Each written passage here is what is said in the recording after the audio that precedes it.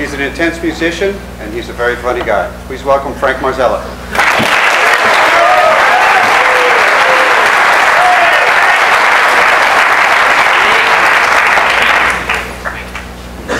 Despite the fact that this world is the only confirmed planet that can support life as we've come to know it in an infinite universe, sometimes it can be a pretty rough place to live. Depending on what you believe, only one guy was supposedly flawless in all of his actions on Earth, but he also just happened to supposedly be the immortal Son of God. So what does that mean for all of us flawed, mistake-making mortal humans? Well, it means a lot. Mr. Schmidt, Ms. Turner, faculty, family, friends, here's a lesson in letting go. What is a mistake? I think we all know. Most people would simply define it as an error in action and/or judgment. Some online dictionaries even go so far as to say that it is an action that leads to the word oops. You're born, you die, and in between, you're bound to make a few. But why must this word almost always be assumed to have a negative connotation?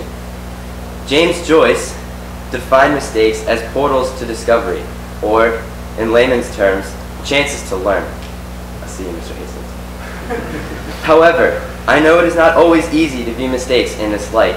As I'm sure all of you are well aware, Gilman is undoubtedly a high-pressure, occasionally judgmental, competitive environment in which even minor mistakes can seem catastrophic. Stepping away from the business of it all for a moment to reflect, I realized just how ridiculous such stances could be. For example, most of us would not dispute that sometimes Gilman can be a place where phrases along the lines of, "Oh my God, 101, are you kidding me? I missed the other extra credit?" Or even, "2360, I'm definitely not getting into college," can be heard. It was only when I took a second to reflect that I was able to truly appreciate just how ridiculous claims such as these can be, even if they are not to these exaggerated extremes. In terms of grades, most institutions characterize a B as good. With that idea in mind, how can one possibly justify feeling down about a grade that is defined as good, especially at Gilman? So then where do disappointments and questions of our worth come from? I believe they are birthed from comparisons. I'll be the first to admit that I have in the past decreased my opinion of my own achievements based on having compared them with someone else's. But then I thought, in this world of 7 billion people, there will always be someone taller, smarter, faster, or stronger than me somewhere. With that thought in mind, it became obvious that in most cases, comparing myself to everyone around me, instead of myself, could only lead to negativity. So I decided to change something. I decided to start comparing myself to me. In doing so, I have made it infinitely easier on myself to move on from my mishaps and shortcomings, simply by choosing to exclusively view them in relativity to my own life. I subsequently worry less about being impeded by mistakes, because in perspective, most of them are ultimately less significant than I had originally thought them to be. Moreover, when I could finally accept my mistakes only for their relativity to my own life, I also made it easier to accept myself wholly as a person. I freed myself to try new things in an attempt to further find my own way at Gilman. Yet, as I found, finding your own way isn't always easy. A few weeks ago, I tried to be original and be the first Gilman student ever to actually support the cross-country team. But I wanted others to join me. When I got up in assembly to make the announcement to build support for the team, I had intended to offer free McDonald's food to anyone that decided to support. Granted, this was before the host of assemblies arguing that McDonald's technically isn't even food anyway, and that its consumption will certainly lead to your untimely demise. In any case, when I tried to convey this all following a well-articulated announcement from Will Meadows, as all of you probably remember, I ended up saying something along the lines of, "Yeah, cross country, I'm destroying the dollar menu." Not only did this leave the entirety of assembly scratching their heads, but also I messed it up so bad I didn't even realize I had messed it up. It was not till Mr. Smythe generously wished me luck in my battle against the dollar menu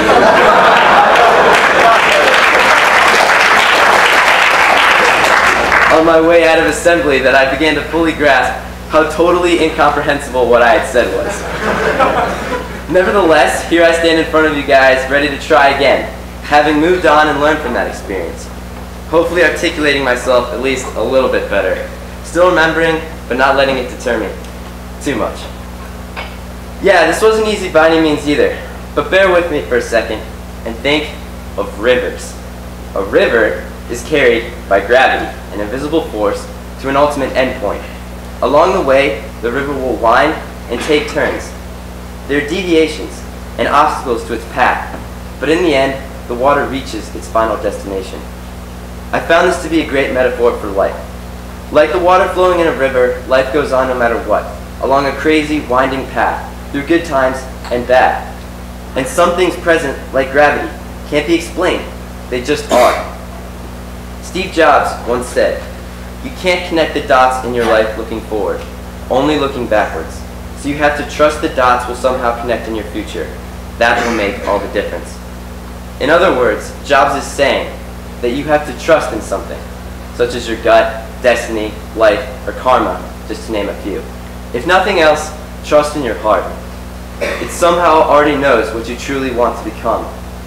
Believing that the dots in your life will connect somewhere down the road will give you the confidence to follow your heart even when it leads you off the well-worn path. Ultimately, in the mass of humanity, it's harder to leave a personal mark while treading in someone else's footsteps. If you've ever had Mr. Christian, you've heard the name Sam Keen upwards of a lot. If not, I'll give you a quick background. Sam Keen is a modern philosopher who advocates the essential nature of what he calls beginning again. He says, if I've learned one good thing in my life, it's how to begin again. I couldn't agree with Keen more in the sense that being able to start over after mistakes is crucial to recovery and moving on. However, in the early spring of last year, I had one of the darkest days of my life, and for the life of me, I couldn't find the light or happiness anywhere. I had made an immense mistake and was forced to deal with the repercussions. It was one of those days where it seemed like every force in the entire universe was somehow acting against me. Yeah, one of those days. I was shattered. I couldn't even imagine beginning again. There was a track meet that day, and I was scheduled to run in it. Feeling broken and defeated, I went to go tell Mr. Foreman that I couldn't run. Upon hearing me say this, he told me words I will never forget. He said, "What?"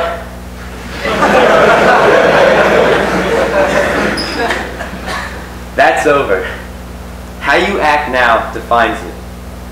There's a team full of brothers through those doors that love you and have your back.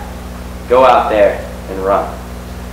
I now live as an example of these words, and I would challenge you to use these words as a mantra for your own lives. I dare you to explore, no matter where you are, to let your heart find a passion, something that has the ability to take you to another world for the moments in which you immerse yourself in it. Find one that lasts, because always having something to fall back on makes letting go of your mistakes easier. So never stop running, no matter what, whatever that may mean for you. Never be afraid to begin again. And never be a shadow of your true character. Everything else is secondary. The dots may not always line up as you planned, but in the end, they will connect. Roll with the twists and turns in the river and learn from your mistakes, but don't let them define you. Because letting your mistakes define you is the greatest mistake of all. Thank you.